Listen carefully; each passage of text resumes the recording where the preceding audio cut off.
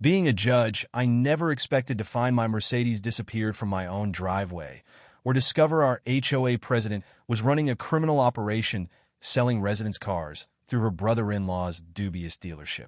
What happened when this power-hungry HOA president realized she just clashed with the wrong homeowner? Welcome to my channel. Please subscribe if you want more Karen and HOA incidents that I pulled into my neighborhood after a long 2-day judicial conference. Looking forward to sleeping in my own room. The sunset cast long shadows across the perfectly manicured lawns of Oakwood Estates, where every blade of grass had to meet Margaret Winter's strict HOA regulations. As I turned onto my street, something felt strange. My driveway was empty. My silver Mercedes, a car I'd saved 5 years to buy, was vanished. My hands shook as I parked my rental car and rushed to my front entrance that a bright orange notice caught my eye, taped crookedly across my door handle. The paper was signed with a flourishing signature I'd seen plastered across 2 mini violation warnings. Margaret E. Winters, HOA President. The notice claimed my car violated some new rule about commercial vehicles because of my courthouse parking authorization sticker. I checked the date. The notice was from just 2 days earlier. Mrs. Chin from next door hurried over in her gardening clothes, worry written across her features. She explained how she'd watched helplessly as a tow truck came at 3 o'clock in the morning. When she tried to stop them, showing photos of how the car had been legally parked in my driveway for years, Margaret had threatened her with fines for obstructing HOA business that I walked around my empty driveway, my mind spinning. The spot where my Mercedes usually sat showed no signs of fluid leaks or any other issues. My phone buzzed with a text from Ted Rodriguez across the street. Check your security cameras. You need to see what really happened. That as I unlocked my door, I noticed Margaret watching from her second-floor window, binoculars in position. She'd been appointed HOA president just 3 months ago after our beloved former president, Mr. Johnson, mysteriously stepped down. Since then, she'd turned our peaceful community into her personal territory, measuring grass with rulers and issuing fines for everything from unapproved bird feeder heights to excessive walking on sidewalks. Inside, I found 5 more violation notices shoved under my door, each for increasingly bizarre offenses. Unauthorized professional vehicle storage was cited multiple times, along with displaying government credentials without HOA authorization. The final notice mentioned something about immediate removal rights, a clause I'd never seen in our HOA bylaws during my 15 years residing here. My security system chimed as I pulled up the footage from 2 nights earlier. What I saw made my blood run cold. Margaret wasn't just supervising the tow. She was directing it with almost gleeful excitement, pointing and gesturing like a conductor leading an orchestra of disaster. But it was what happened next that really caught my focus. That a sleek black BMW pulled up, and a man in an expensive suit got out to talk with Margaret. Even with the night vision camera, I could see the family similarity. This had to be her brother-in-law, the used car dealer from across town. They were pointing at my car, laughing, and what I read on their lips made my stomach churn. As a judge, I'd seen my share of scams and frauds in the courtroom. But this felt different. This was personal. What they didn't know was that I'd just been appointed to oversee civil property cases in our region. And as I sat there in my empty house, staring at the spot where my Mercedes should have been, I realized this was bigger than just a missing vehicle. The question was, how deep did this corruption really spread? My hands were shaking as I rewound the security footage from my driveway camera. The timestamp read 3:17 a.m. when a tow truck crept up my street with its lights off. But what made my blood run cold was seeing Margaret Winters in her designer pajamas and pearls directing the driver with enthusiastic hand gestures like she was conducting an orchestra. She even took selfies next to my car as it was being hooked up. I was still staring at my screen when my doorbell rang. It was Ted Rodriguez from across the street, looking nervous and clutching his phone. "Judge Anderson, you need to see this," he whispered, glancing over his shoulder. He pulled up a video he'd taken at the community pool yesterday. There was Margaret holding court with her usual group of yes men, her voice loud and proud. "These people think they can park whatever they want in their driveways. While I'm cleaning up this neighborhood one eyesore at a time." The video got worse. Margaret went on to brag about how she'd already removed cars from the Singh family's driveway, because their grocery delivery van lowered property values, and from old Mrs. Chen's house because her grandson's car looked too cheap for our standards. She even waved a stack of what looked like tow company receipts, saying she was making the neighborhood great again, one tow at a time. Ted leaned in closer. There's more. I've been watching her for weeks. She only targets certain people, mostly newcomers, minorities, or anyone who's questioned her at HOA meetings. But here's the really crazy part. He pulled up another video showing Margaret meeting with a man in an expensive suit behind the clubhouse. They were looking at photos of cars on her phone, and the man was nodding and writing checks. Just then my work phone buzzed.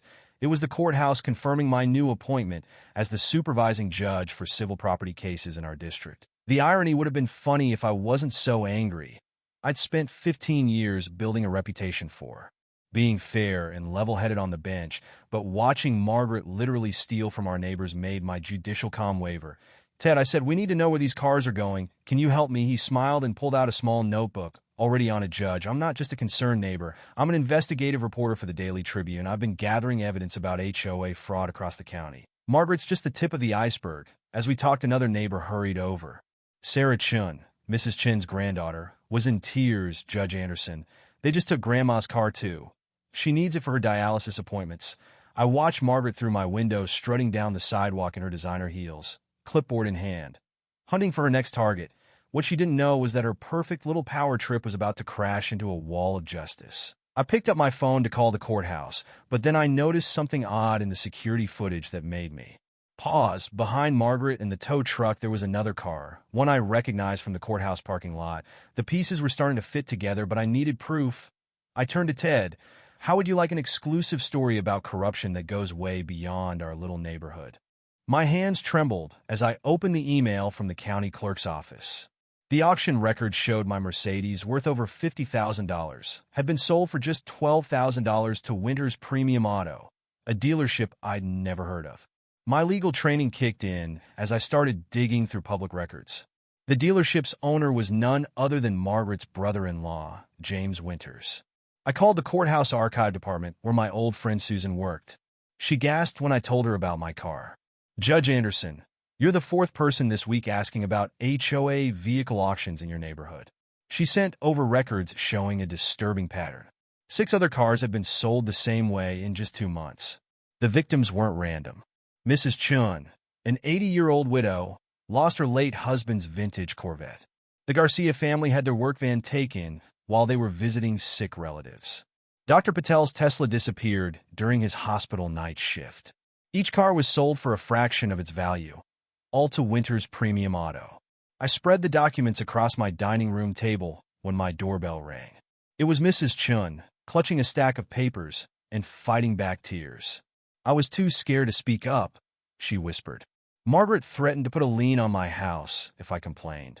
Her hands shook as she showed me the threatening letters Margaret had sent her, each one getting nastier than the last. My security camera pinged as I was comforting Mrs. Chun. Margaret was outside, taking photos of my empty driveway while talking on her phone. Using my phone's directional microphone feature, a gift from my tech-savvy daughter, I recorded her words clearly. James, we need to move those cars out of state fast. That judge is asking questions. I pulled up the HOA bylaws on my computer. Section 73 clearly stated that no vehicle may be towed without 30 days, written notice, and 3 separate warnings. None of us had received even one warning. The HOA's own rules required a resident vote for any changes to parking policies. No such vote had ever happened. The next document made my blood run cold. A bank statement showing large cash deposits to Margaret's personal account, right after each car sale. A pattern so obvious, it was almost laughable if it hadn't been so tragic. She wasn't just breaking HOA rules. This was criminal fraud. My doorbell rang again. Ted Rodriguez stood there with 2 other neighbors I recognized from the towing records. Judge Anderson, Ted said, his voice low. We found something you need to see. He pulled out his phone, showing me photos of a hidden lot behind Winters Premium Auto. There sat Mrs. Chen's Corvette, still with her husband's disabled veteran plate, being loaded onto a truck bound for another state. As I copied the evidence and prepared case files, another security alert popped up. Margaret was now putting violation notices on every car parked in driveways on our street. But her face in the camera feed showed something new. Fear. She kept looking over her shoulder, jumping at every sound. She knew someone was watching, but had no idea how much evidence we'd already gathered. I closed my laptop and looked at the group gathered in my living room. Mrs. Chun had stopped crying and sat up straighter. The Garcias held hands, hope returning to their faces. Tomorrow, I told them, we're going to show Margaret exactly what happens when you mess with the wrong judge. But first, I needed to make one more call to my friend at the FBI's White-Collar Crime Division. I arrived early to set up the community center for the emergency HOA meeting. My hands were steady as I connected my laptop to the projector, even though my heart was racing. 20 minutes before start time, residents started filing in. Mrs. Chun, who lost her late husband's restored Mustang last month, sat in the front row, clutching a folder of documents. Behind her, the Patels whispered about how their son's first car disappeared just days after he left for college. Margaret strutted in 5 minutes late, wearing a brand-new Gucci dress and heels that probably cost more than some residents' monthly mortgage payments. Her brother-in-law, Steve, slipped into a back corner, trying to look invisible despite his flashy Rolex. The room was packed. I had never seen so many people at an HOA meeting. "Let's make this quick," Margaret announced, tapping her expensive pen on the podium. "Some of us have dinner reservations." "Actually, Margaret," I interrupted, standing up slowly. "This might take a while." I walked to the front of the room, letting my judge's credential card dangle visibly from my lanyard. For those who don't know me, I'm Judge Sarah Anderson from the County Civil Court. The color drained from Margaret's face so fast I thought she might faint. Steve's chair scraped against the floor as he stood up, edging toward the door. But Ted Rodriguez was faster.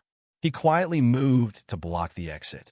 "Today we're going to review some interesting footage," I continued, clicking my remote. The projector hummed to life, showing crystal-clear security camera footage of Margaret directing the tow truck to my driveway at 3 a.m.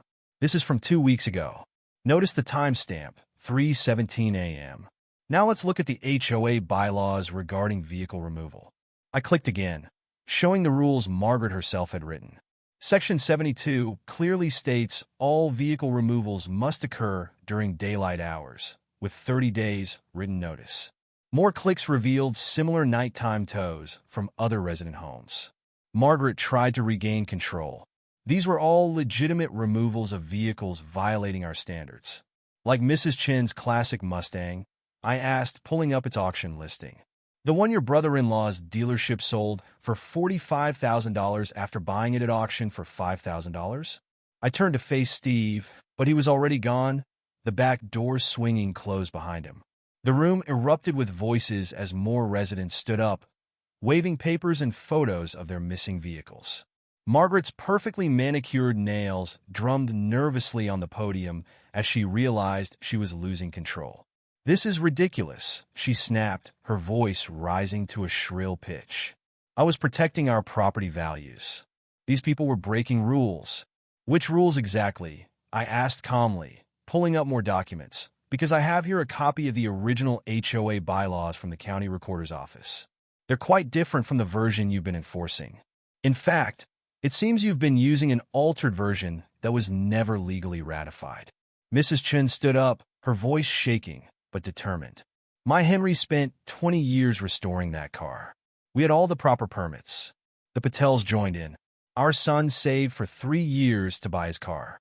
Margaret's composure cracked. She grabbed her designer purse and tried to push past Ted, but froze when she saw the news cameras in the hallway. I hadn't mentioned that I'd invited the local media or that Ted was wearing a wire. "Margaret," I said quietly, "I suggest you sit down. We haven't even gotten to the part about the money trail between your personal account and the dealership yet." I picked up my phone. "Also, the FBI agents outside would like a word about crossing state lines with stolen vehicles." Just as I finished showing the security footage, Ted Rodriguez stood up and dropped a bombshell that made everyone gasp. "I'm not just your neighbor," he announced, pulling out his press badge. "I'm an investigative reporter for Channel 7 News, and I've been tracking HOA vehicle theft rings across 3 states. The room erupted in whispers as Ted connected his laptop to the projector. My hands gripped the podium tighter as images flashed across the screen. Dozens of cars, all legally seized by HOAs, all sold through a network of dealerships owned by Margaret's family members. The pattern was crystal clear. Target homes when residents were away, claim bogus violations, then rush the cars to auction before owners could fight back. Mrs. Chun, our elderly neighbor who'd lost her son's restored Mustang last month, broke down in tears as she pointed to her car in one of Ted's photos. It was sitting on a lot in Nevada, repainted and priced at triple its auction value. Next to her, the Patel family recognized their minivan that Margaret had claimed was abandoned while they were visiting relatives in India. Ted pulled up surveillance photos showing Margaret meeting with HOA residents from other communities at expensive restaurants, teaching them how to modify bylaws to make their vehicle seizures appear legal. Bank records revealed kickbacks disguised as consulting fees flowing through shell companies. My judicial experience helped me spot at least 15 federal crimes in the documents Ted had gathered. But what really sent chills through the room was the map Ted displayed next. Red dots showed where cars had been seized. They formed perfect circles around low-income neighborhoods and retirement communities.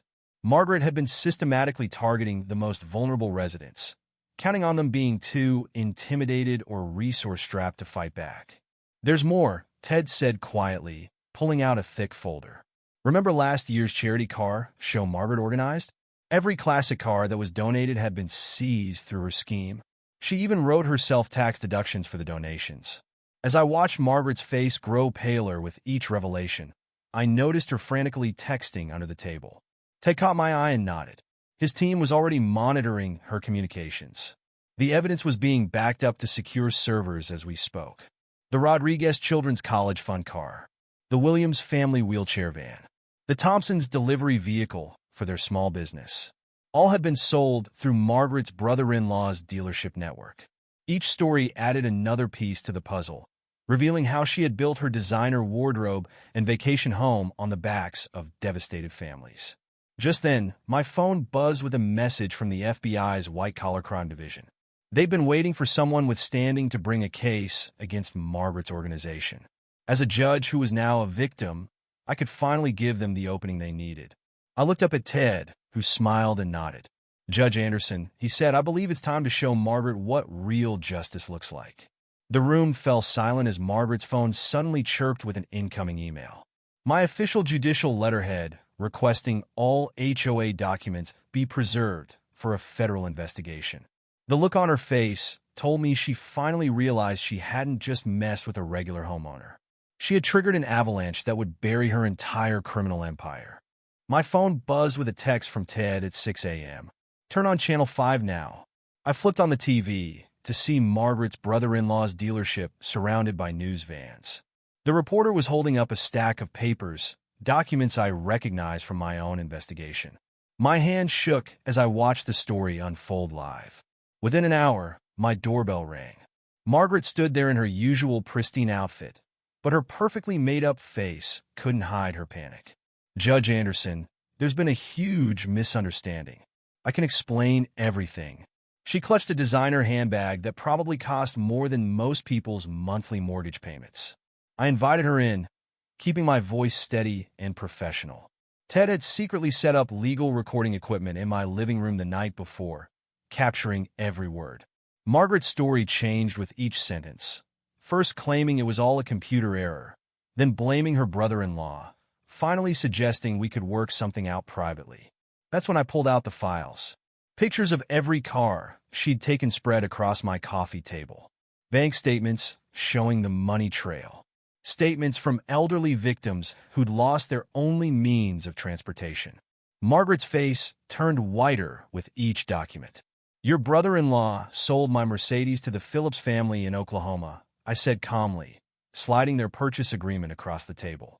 "They're a single-income household with 3 kids who thought they were getting a good deal on a reliable car. Did you think about them when you orchestrated this scheme?" Margaret's composure cracked. "Those people should thank me. I'm maintaining property values. Do you know what cars and driveways do to home prices?" She grabbed her phone, furiously texting someone.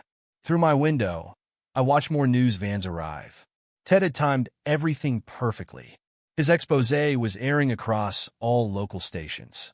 Margaret's phone started buzzing nonstop with messages from other HOA board members trying to distance themselves. The final blow came when Mrs. Chun, our 78-year-old neighbor, walked past my window, escorted by her grandson. They were heading to the news vans to tell their story about how Margaret had taken their family's only car while Mrs. Chun was in the hospital. That car had contained her late husband's oxygen tank in the trunk. Margaret's phone rang. Her brother-in-law. I watched her face fall as she listened. He was cutting a deal with investigators, throwing her under the bus to save himself. She jumped up, knocking over her expensive purse. Credit cards spilled out, dozens of them, each registered to a different shell company tied to the stolen cars. As she scrambled to collect them, red and blue lights reflected off my windows. Margaret looked up at me, finally understanding the depth of her situation. "I can make this right," she pleaded. "I can find your car." "It's not about my car anymore," I replied, opening the door as two FBI agents walked up my driveway. "It's about every car you've taken, every family you've hurt, and every law you broke thinking you were above them all." The agents read Margaret her rights as my neighbors gathered on their lawns. Some were crying, others hugged. Ted stood quietly recording everything, while Mrs. Chin's grandson gave me a subtle thumbs up. A small crowd cheered as Margaret was led to the waiting car, still protesting about property values. But this was just the beginning. Margaret was taken away in the back of an FBI vehicle, but the fallout had just begun. By noon, news stations were camped outside the HOA office, demanding statements from board members who suddenly wanted nothing to do with her. Ted's report had gone viral, and phone calls flooded the local station from homeowners across the state, sharing their own horror stories about predatory HOAs. The mayor held an emergency press conference, calling for a full audit of HOA financials across the county. That same afternoon, I received a call from the courthouse. A judge I had known for years was reviewing a petition to freeze all assets connected to Margaret's scheme, including her personal accounts and those of her brother-in-law's dealership. By the time the FBI finished their first round of interrogations, the full scope of the fraud was clear. Margaret had stolen over $3.2 million worth of vehicles in just under 2 years, all under the guise of neighborhood maintenance. Her brother-in-law's dealership had laundered the sales through shell corporations, ensuring that the profits remained hidden. What they hadn't counted on was a community unwilling to stay silent. I spent most of that evening on the phone with former HOA board members who had resigned under Margaret's reign. They shared documents proving she had falsified meeting minutes, fabricated resident complaints, and even rewritten HOA bylaws without proper votes. This wasn't just an abuse of power. This was organized crime. Late that night, I received another text from Ted. "Judge Anderson, you need to see this." He attached a screenshot of a classified ad from a car dealership 2 states away. There, listed for $15,000, was my Mercedes, barely disguised with a new paint job. The FBI had already begun tracing where all the stolen cars had ended up, but this was the proof they needed to officially charge Margaret with interstate fraud. The next morning, I drove down to the local FBI field office to give a full statement. As I waited in the lobby, I spotted Margaret's brother-in-law pacing outside an interrogation room. He had already flipped, offering a full confession in exchange for a reduced sentence. He had no loyalty to Margaret. He was willing to testify that she had not only orchestrated the vehicle seizures, but had pressured HOA presidents in other communities to do the same. Before I left the office, an agent handed me a file. Inside were copies of formal charges being prepared against Margaret: fraud, grand theft, wire fraud, conspiracy, and abuse of power. She was facing over 15 years in prison. By the time I returned home, the HOA board had officially voted to remove her as president. A meeting was scheduled for the next evening, where the residents would vote on new leadership. As I pulled into my driveway, I saw Mrs. Chun standing by her front porch, watching the sunset. Her grandson gave me a nod of gratitude. For the first time in months, our neighborhood felt peaceful. But Margaret's story wasn't over yet. Tomorrow's meeting would determine whether Oakwood Estates could rebuild, or whether the corruption had spread deeper than we realized.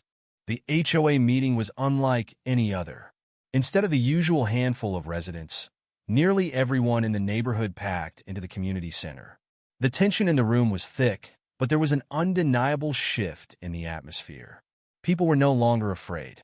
The board members who had once followed Margaret without question now looked uneasy, as if realizing they might be next in line for scrutiny. I sat near the front, watching as the meeting was called to order. The first agenda item was simple. Margaret was officially removed from the HOA. The motion passed unanimously. A ripple of satisfaction moved through the crowd, but no one was celebrating yet. There was still unfinished business. A tall man in a suit stepped forward. He introduced himself as Agent Collins with the FBI's White-Collar Crime Division. He held up a folder thick with documents and turned to address the residents. What happened in Oakwood Estates was not an isolated event, he began. Over the past 2 years, similar schemes have been uncovered in 12 different neighborhoods, each connected to Margaret Winters or her associates. Gasps filled the room. Agent Collins continued, explaining that Margaret had been indicted on multiple counts of fraud, conspiracy, and grand theft auto, with additional charges still pending. The garage fell silent as he detailed how her brother-in-law's dealership had been seized, how their assets were being liquidated, and how victims, including many sitting in that room, would be able to file claims to recover damages. For the first time, it truly sank in that Margaret wasn't coming back. The homeowners now had a choice: elect new leadership or dissolve the HOA entirely. A heated discussion broke out. Some residents wanted to keep the HOA, but with stricter oversight. Others, still burned from Margaret's corruption, wanted it gone for good. I stayed quiet, letting them debate. It wasn't my place to decide. But when Mrs. Chun stood up, the room quieted. "My Henry loved this neighborhood," she said, her voice steady. "He spent years restoring his car in our driveway, waving to every neighbor who passed. That was what this place was supposed to be. Not rules and punishments, not power trips." A murmur of agreement passed through the crowd. In the end, the decision was made by vote. The HOA would remain, but under new leadership with built-in legal protections to prevent another Margaret from ever rising again. I was asked to oversee the transition, ensuring transparency and accountability. It wasn't a role I had expected, but after everything, I couldn't say no. As the meeting adjourned, people lingered, shaking hands, reconnecting in a way they hadn't in months. It felt like a weight had lifted from the community. As I stepped outside, Ted approached with a satisfied grin. "So, Judge, think you'll stick around? Or is this neighborhood too dramatic for you now?" I chuckled, glancing at my driveway, finally occupied by my returned Mercedes, courtesy of the FBI's recovery efforts. "I think I'll stay a little longer," I said. "After all, someone has to make sure these new HOA rules don't get out of hand."